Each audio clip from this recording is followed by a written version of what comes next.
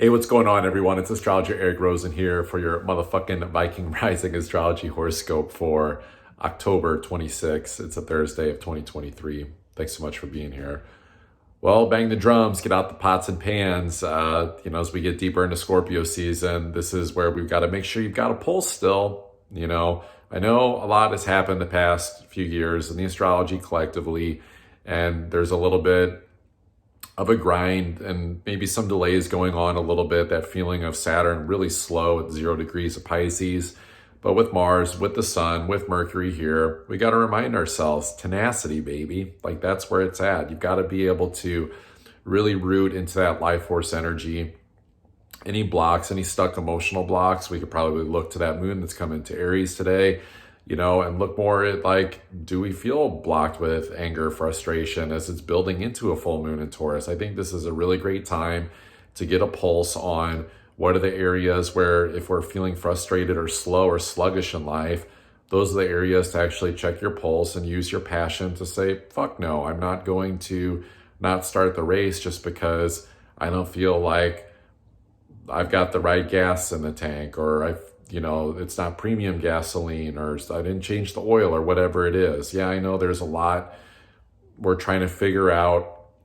Money, partnership, relationship situations. That's just Venus, in Virgo. We're making switches. We're trying to figure out, what's the right lighting, what's the right ambience for our reality that's going to work for us. But I think if we could really pay way more attention to, making those shifts into a sense of leadership, a deep emotional fruition, even though the moon, yes, it's fleeting, yes, it's the unconscious, but it's like pulling from there, like what is going to yield those next steps? What's going to position you based on the resources that you do have without doing too much subconscious over contemplation, overweighing things out, that South Node in Libra, and to actually go into, it could be a little bit of a planning mode, at least a self-start mode of things. I think it could be a good day for having conversations, opening things up for, are we going to do this? Are we not going to do this type of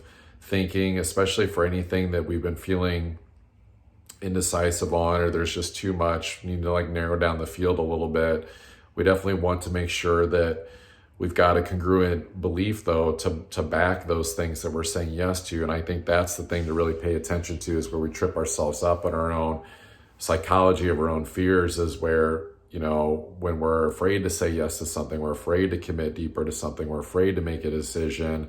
That's where the subconscious, I think, whitewashing needs to come in and go into more of a deeper sense of innocence and say, well, if I didn't have that trauma or that memory or that stupid ass belief or story, what would I do? And breathe that energy in.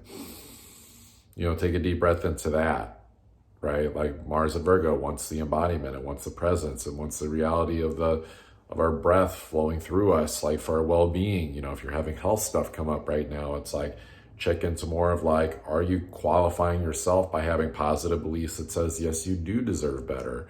Yes, you can have a better belief system that actually augments your reality and gives you more passion, more edge. And that day after day, you can start to find and fill more of your tank and start to change your reality and change your mindset by, instead of like self-abandoning because of old wounds, or scars, that it comes down more to like abandoning the stories that are actually blocking the commitment and the next steps to saying yes to something. Because like when we say yes to something, great, we've made a decision, we're going to move forward, we're going to take action on that. But the universe also wants to see us actually, believing that, headstrong in that nature of those commitments, right? So if we're, doubting ourselves, we have bullshit belief systems, fears, hesitations, all these different things, we've got too much in our auric field where we're not able to really vibrate at that space where we can actually attract,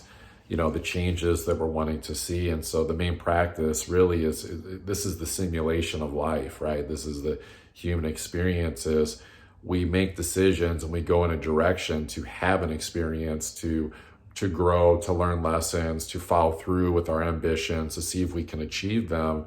But the soul is really designed a very intrinsic experience for us to experience a lot of internal soul growth. Those lessons, those philosophical expansions within ourselves, especially ones that allow us to get out of stories, I would say, that allow us to connect, yes, to ourselves at a deeper level, but also know who we are so we can connect more fruitfully in our relationships, in our communities, the projects, all these different things. So it's just a basic spiritual 101 reminder on a day like today, that, it's one thing to commit and get excited and hopeful, but it's completely another to ground and actually root ourselves into the subconscious work that comes more from realizing where the blocks, the hesitation, the no, I can't, no, I'm not good enough, or I'm too wounded, or I'm not strong enough, whatever negativity comes up, that's the place to wipe the slate clean, move forward in a better direction,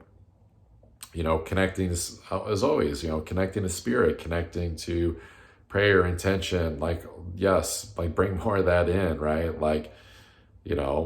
Bringing in practices of movement, yes, giving yourself the basic physical things that you just need in your reality too, to not skip the steps of that Venus and Virgo, so that we don't, get castrated by self-defeat of, feeling like, oh, it was going to go well and we made these decisions and then we forgot just to take care of the basics. Remember, this is a very patient time, although it can be a really exciting time as we're going into this lunar eclipse, for I think more of an illumination of how much actual soil bed, if you will, that we have in the garden that's prepped and ready for things to actually start sprouting and to actually start giving more positive thoughts, as I mentioned in yesterday's horoscope, towards those situations that are showing up immediately. Do not just wait and be wishful and hopeful just for future things that aren't even in your reality yet to show up, or to stress or try harder energy.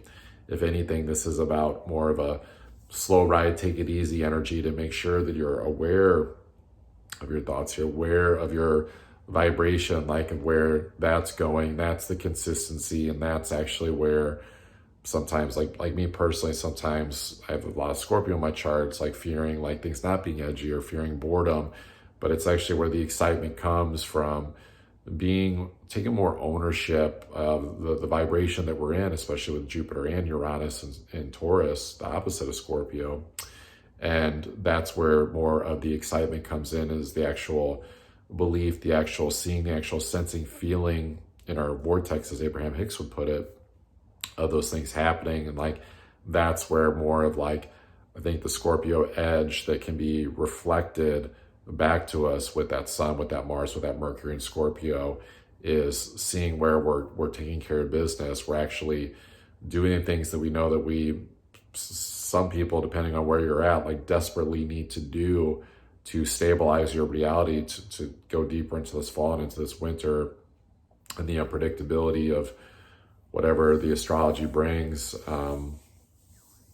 going into these areas in the seasons, but also even over the next year, even, Pluto just revolutionizing the end of Capricorn, and how this deals with Pluto's return of America, and just,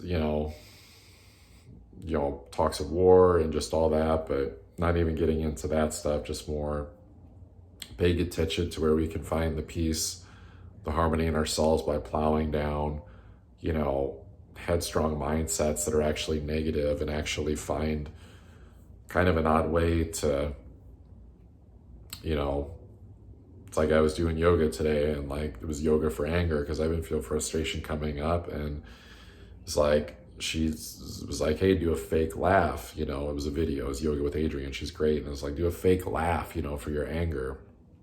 And at first it felt silly, laughing at her, laughing at how dumb it was. But then actually it became a real laugh, laughing at where I was giving my power away to a certain personal situation in life, with money, business, give my power away. Just that's not who I really am. And it didn't deserve the stress that I was giving it. So sometimes we gotta check ourselves too, even though these are sincere times, that we don't take it so seriously, that we go into the Scorpio energy of we're gonna die if something doesn't fucking work out, when could not be further from the truth. The truth is showing us actually that things are more stable than we realize. We just have to keep trusting. If you want to get an astrology reading, pop into that link in that bio. I'll see you there.